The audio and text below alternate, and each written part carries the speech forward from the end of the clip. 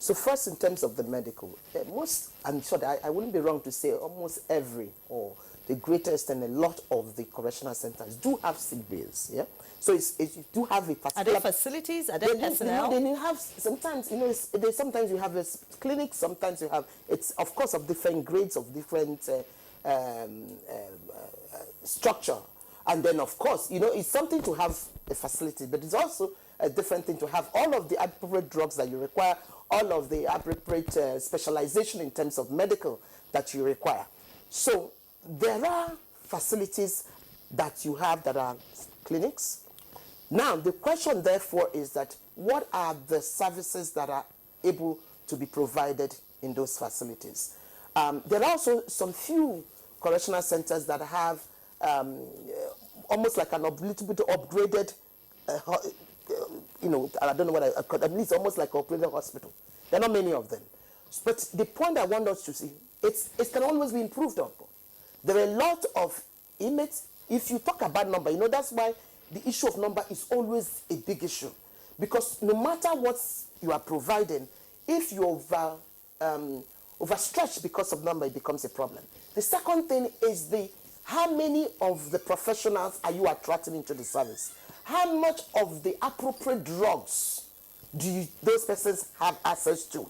And this is also another opportunity, and I'm going to use this opportunity to call out to, almost different professional groupings, clinical psychologists, medical doctors, psychiatrists,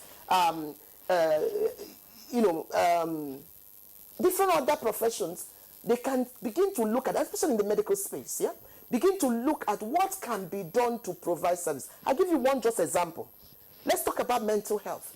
Section 24 of the Nigerian Correctional Service Act of 2019 talks about mental health review board. And this is because the regime that is running the mental health processing of inmates is based on lunacy law, the olden days. But the Nigerian Correctional Service of 2019 came in to bring some levels of reform around it.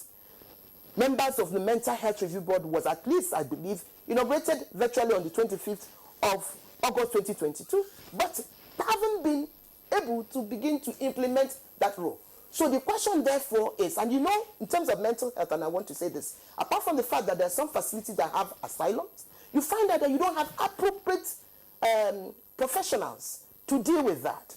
Appropriate training for correctional officers in terms of handling mental health, though there is now a protocol, but it needs to be fully entrenched. So the question is that, is it possible that those who are professionals within the mental health space, National Association of Clinical Psychologists, Association of Psychiatrists in Nigeria, and all of that, to come to an end? Because every place where you have the correctional centers, there will be their members. Is there something that can be worked around that? And that could be other things. So the response to your issue on medical is that a lot still needs to be done around that space to ensure that we have proper access to health for every inmate, proper access, and that the appropriate drugs and all the rest of that happens to be provided. And again, that's part of what the minister was also talking about, the holistic reform area. That's also one area that will also be looked at. Okay.